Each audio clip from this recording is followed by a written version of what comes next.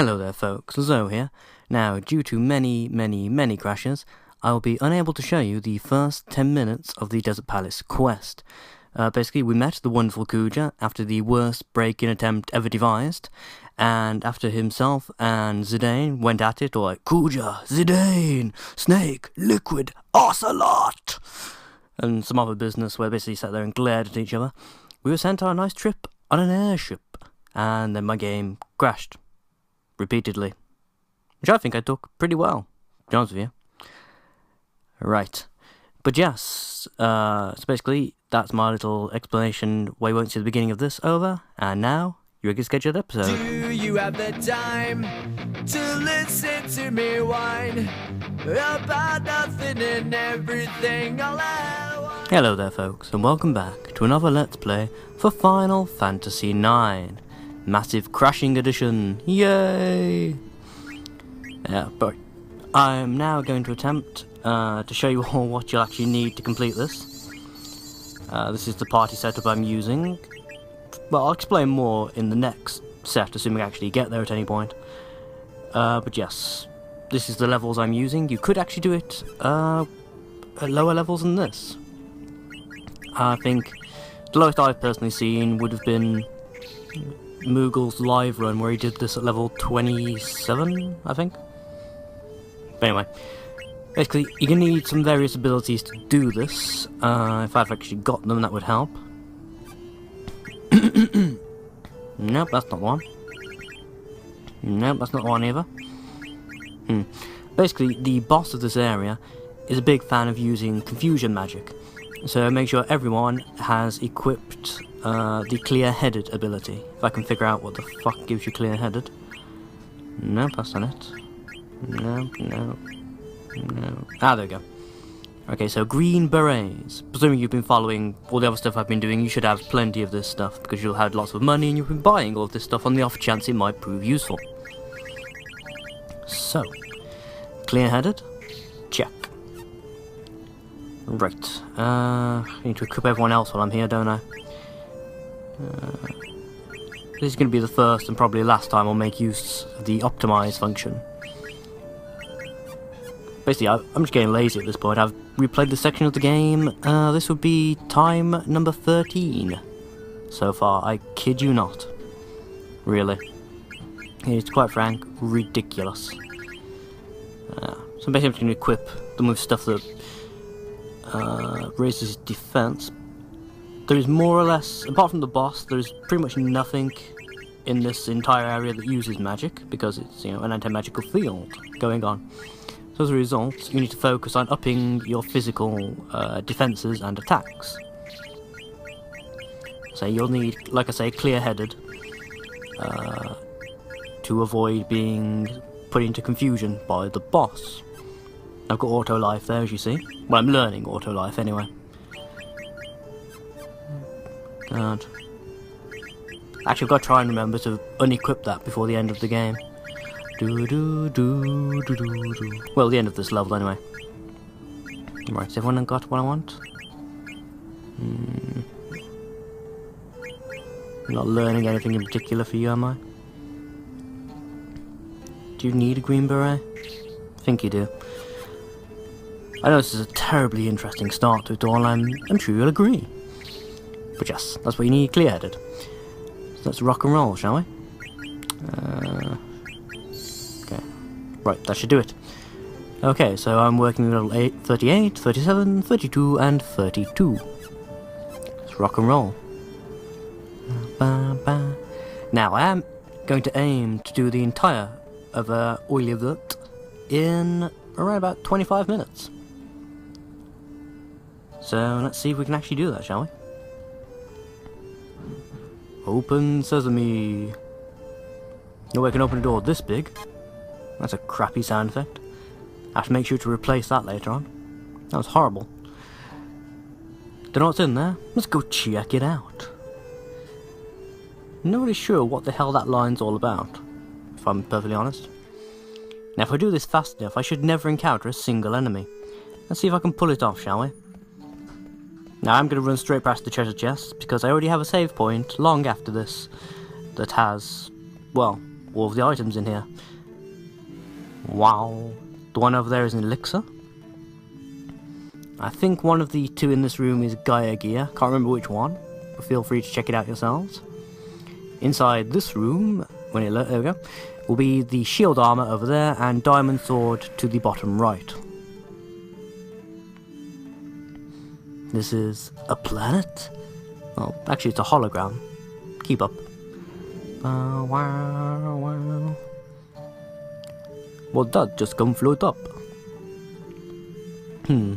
Appears to be hieroglyphics. Mother, Terra. I can't make it out. Ha, you only wish you could read it. Shut up, Tosspot. It's not like I can read it, it's more like the words talking to me. No good, our protagonist is hearing voices. This always ends well in a Final Fantasy game. Sephiroth. I don't even know why. Ugh. But yeah. Come on, clear each screen without encountering a single enemy, go! I think there's some more Gaia gear and some other stuff in this room. Nothing overly important. Basically the shield armor and the diamond sword are the only things that are really worth grabbing in my opinion. Because obviously they will massively upgrade Malcolm. Or, you know, Steiner, if you're using the in-game names. The ship for war. Ooh, goody. We've entered a giant museum. At least it was free entry, that's always something at least. Good way to kill time, really. If you're uptown, you've got, you know, 10-20 minutes spare. Just potter around the free museum. Well, if you get that over here, I don't think you get that so much in America and the like. Dun dun dun dun dun. Enough of that though. The first battleship, the Invincible. My god. Improved version, currently in use. My god. Flying Metal Gear. Or something like that, anyway. Yes, cleared the screen with no enemies. Haha. And again, go, go, go, go, go, go. Ooh, laser show. How pretty. No time to admire it, though. Gotta avoid those enemies. Awesome. You know, someone did tell me, I'm hoping I'm getting this right. Apparently there's this around about 10 to 15 seconds between the initial loading of the screen and when the countdown when you first encounter an enemy actually occurs. So, if you can get it just right, I should be able to literally run throughout this entire segment without ever encountering anything. Ooh, isn't that pretty? The first city flourished.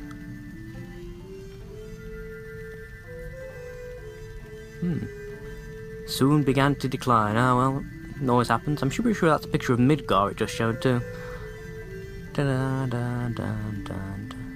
At its peak, cities all over Terra. Then the decline began. What was it, like global warming? Something like that? Where everyone's really irritated by that giant glowing red spot in the middle of the planet. Nobody could sleep and shit got crazy, you know what I'm saying? Seriously, looks like God's shining an interstellar laser pen at it. Very crazy. Da da da da. Go go go go go. Laser light show. And the blue fire. Blue fire doesn't look natural. No shit, Navi. Right, moving on.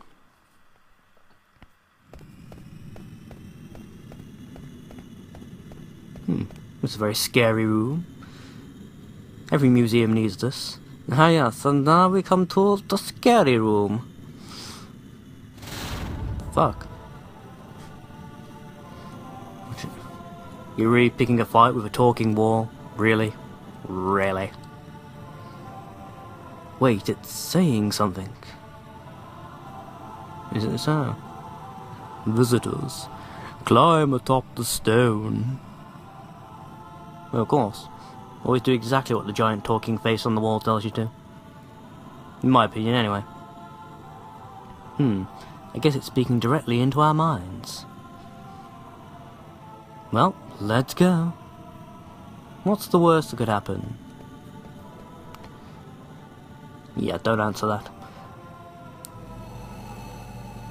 We are flying! Visitors, listen well. This is the record of our civilization. The sea's decline was not our fault. Then whose was it? All vegetation and vessels died out. The decay of our terror triggered it all. So it was your fault. In order to stop the decay, many methods were considered.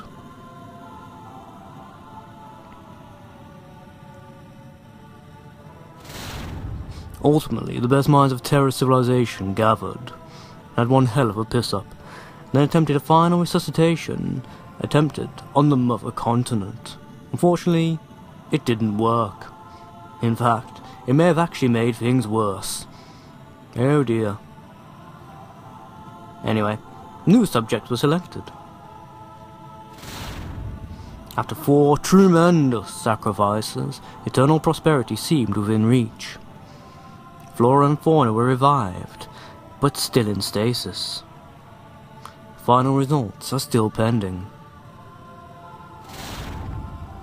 In order that our glorious history not die with us, we were constructed. That's a bit of a confusing term of tenses, huh? Very strange. How come only Lizzo read writing? Part of my mysterious past, perhaps. But yeah, we're not going to expound on it at all. We should run straight on with the plot. Yay, plot. Right. And go. Run. Hold the buttons down. Move. Even when the screen is still black. Go. Awesome. Move, move, move, move, move, move, move. Ah. Even if the countdown is particularly slow, I've still moved across half the screen already, biatches. You can't stop me now. Still skin would have been over there, by the way. Where that Moogle is. If you do this, properly, still skin is over there, and you can buy, all the usual shit off him. Including an elixir, I think. What's this? Another planet? My god, the truth has been revealed. Walt Disney is the evil overlord. My god. Right. Moving swiftly along from that revelation. Goody. Strange mix of gameplay and FMV. Whee! It's a pretty bold idea to do on the, PSX's limited architecture. Made for some much more epic cutscenes than you usually saw, created just from, regular FMVs. So this is what Kuja was harping on about, eh? Oh yes, we're supposed to be getting this stone, this gulag stone. Not to be confused with the goulash stone, which makes very tasty Russian meatballs. Something's coming. What could it be? Perhaps a boss, you might say? A boss of the bossish variety? How diabolical. I just gotta move because my foot is falling to sleep. Hopefully if I made too much racket there, I'll remember to cut it out. Appears to be a giant robot dragon sword helicopter. Seriously, who the fuck makes this up? Now, did I remember to put Zidane on the front row? I hope I did. Because he'll do a lot less damage if I haven't. God damn it, why is Tosspot? Seriously, he's like, what is it, 6 levels below us? And he's doing more damage. Why is he doing more damage? This makes no sense. This is the move he attempts to do to confuse us, unfortunately. We're all guarded against it, bitch. Get used to it. That's right, throw your turns away. No, you gotta be shitting me. This thing is literally about 10 times our mass. I did not miss it. Do not start that bullshit with me. Fucking hell, Leroy. Right. Whirlwind. Yeah, he's quite fond of his air attacks. I probably should have equipped stuff that absorbs air, really, shouldn't I? Well, I'm not really sure whether this counts as an air attack, per se. One of those stupid gay, non-elemental boss things that is clearly an elemental attack, but is not classed as one, so that it can squirt past your elemental defences. Not that I'm bitter about that at all. God, your damage is actually getting worse today. Why is that getting worse? So hopefully I won't, well, maybe I will. There is a very specific reason I brought Amaranth along for this fight, and that is because, there it is. This guy has a very irritating bloody attack. It's not an instant death move, but it may as well be. Whoever it hits, it knocks their HP down to 1. Which isn't too bad in and of itself, but if you already set all of your party to attack, as I have, it means you've got to wait for anywhere up to 2 turns, well, 2 of these guys' turns, to heal up to a level where you're not going to die. Considering he's now going to use Boomerang, isn't going to happen. So yeah, he basically just killed off one of my characters in 2 turns, before I could really do anything about it. However, we have a little ability called Revive, which, if I can find, there we go, find the right target, I will now demonstrate exactly what it does. And ta-da! Brings the character back to life with half their maximum HP. Which, considering I've got almost 3 grand's worth of HP on Zidane there, is very, very useful indeed. So it means not only is he alive again, he can actually withstand a couple of attacks before he needs to be healed, which is infinitely useful. I've also got Quina set up with Auto Potion, because to be quite frank, she deals out the least amount of damage out of my party, so probably going to be stuck on healer duty for the majority of the fight. Which means I need to make sure she doesn't die herself. Yep. Now, as far as I'm aware, there isn't much that's actually worth stealing from this thing, so I'm not actually going to bother. I'm just going to keep twatting. Admittedly, part of the reason I'm not going to bother is also because I'm so pissed off having to replay this section of the game over and over again. Didn't even hit Quina, you dumbass. Wouldn't have mattered if you did, of course. She's guarded against it as well, but still. Da-la-da, da-la-da, da-la-da. If I remember correctly, one of my party members over in my main save file also has an ability, it's called Gamble Defense. It means every now and again, if you've got it equipped, your defense just shoots through the goddamn roof and attacks that should insta-kill you, only do like a couple of points damage, that sort of thing. Still not working, is it, dumbass? That's right, keep going. Throw your turns away. Give me more chance to kick your ass. Kick your ass and take your wallet. Quite literally. Oh, fuck off, I did not miss something that big. It's just me with Amaranth doing steadily more and more damage each turn. How very peculiar. I don't recall that being an ability of his. Must be though. Might have to start healing in a bit. He's actually doing, well, he's knocked most of my characters down to half their maximum HP or slightly lower. Yeah. In case you're wondering about that thing that keeps flashing up on the top, that is basically going to be the bane of my existence for the rest of this disc. Basically, Garnet here can no longer use, well, every time you give her a command of any sort, there's around 25% chance, something like that, that she'll be, the game will say she can't complete the command, basically. Which means 1 in every 4 turns, she's going to do fuck all, no matter what you actually told her to do. Which is immensely helpful, as you can probably guess. And Quina's almost dead. Probably should have been concentrating more on that, really, shouldn't I?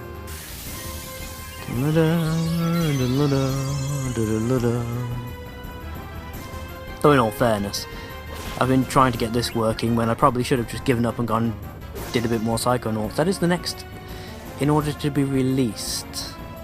No, well, whatever. Even when it's pissing me off, this is the game that I enjoy the most out of the ones I'm doing. Didn't work this time either, did it? Perhaps if you try again. Because while you're busy doing that, I can keep kicking your ass. As long as that's gonna take. Oh my god. Quina killed you. Oh my god. You dumbass. Oh, that was beautiful. Killed by Quinner of all things, really. Eva and the Pumice Piece, which is important towards getting a summon later on in the game. You need... it's either 2 or 3 of those in total to synth together into the item that lets you summon one of the most powerful summons in the game. We have the Gulag Stone. Awesome. And now, if you'll care to do it, there we go. Why am I trapped here? Well, because Zidane is actually a very crap thief. I mean, seriously, did you even get to the front door before we were captured? God's sake, what do they teach these people in Tantalus, if anything?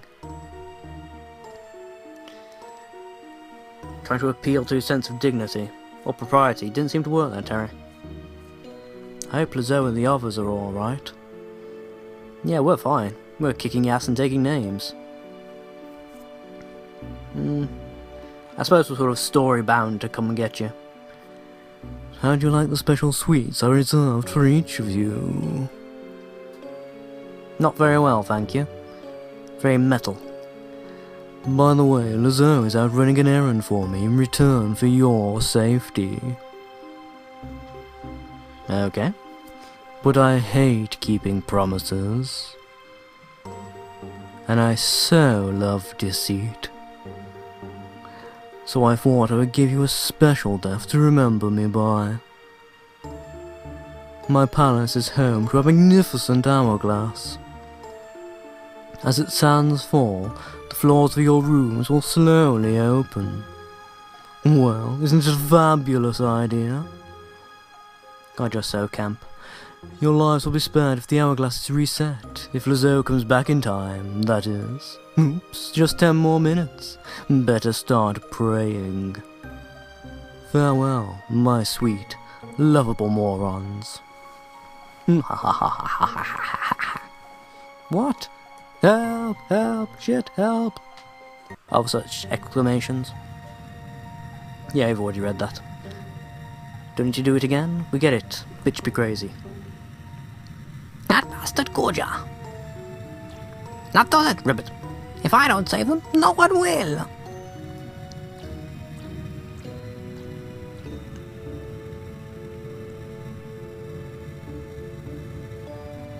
Say, I reset the hourglass and locked it because I was ordered to. What we're doing is wrong, isn't it? Wait, isn't that better than stop functioning? Live life a slave or die free. It's a conundrum. Turning off that trap again, I still don't understand how you do it. Basically, you just have to turn them all on. You're just thinking too hard. Ah, right. What conveniently cryptic bullshit you're spouting. It was as if someone from the, Puppet Master Squad were watching you. Right, this way, froggy boy. Hop your scaly green ass this way. Welcome to another minigame! Yay! It's a timed minigame as well. One that you have to complete if you want to be able to save the game after defeating a boss. Which is rather obnoxious. Now if he catches you... oh fuck it, I'll show you. Come on, dumbass. There we go. Right. I don't understand entirely why this works this way. I mean, he's in a cage. It doesn't really matter if he spots you or not. He's not going to be able to do anything. Unless it's supposed to be, or supposed to have been, wasn't implied that he'll grab the key if he spots someone coming for it. I really don't get it. Yeah, this can get a bit obnoxious, I've got to say. And it can be surprisingly hard to make sure you're not pushing the O button when he turns round, because the game is a bit oversensitive about it. Best way to do it is just listen out for the sound effect of him turning round, which I don't know if you can actually hear on this recording. Might not be loud enough, ironically. Well, not really ironically, but it just may not be loud enough in general. We just make a weird sort of squishy sound as he turns round, so the moment you hear that, make sure you're not pushing O. You cannot see me. I am invisible. You're bright green and standing in the middle of the room. And you're red. Deal with it. Nah. Now that we have the key, we're suddenly no longer afraid of anything. Right, basically go B, C, D, which is the iron, clay, and steel, I think, weights, or silver. No, silver, steel, and clay. Basically all of the heaviest ones, because apparently Sid weighs a surprising amount for a frog. Though I believe in a moment he hops high enough to show that he could have just jumped up and grabbed onto the ledge and, you know, pulled himself up, but whatever. Jump onto the scales? Yeah, you really could have just hopped up there normally. You are a frog after all. Perhaps I'm overthinking it. I just have to turn this upside down, Ribbit. Get on with it then. Save our lives. Ribbit. Now everyone should be alright, Ribbit. Well, we do so hope.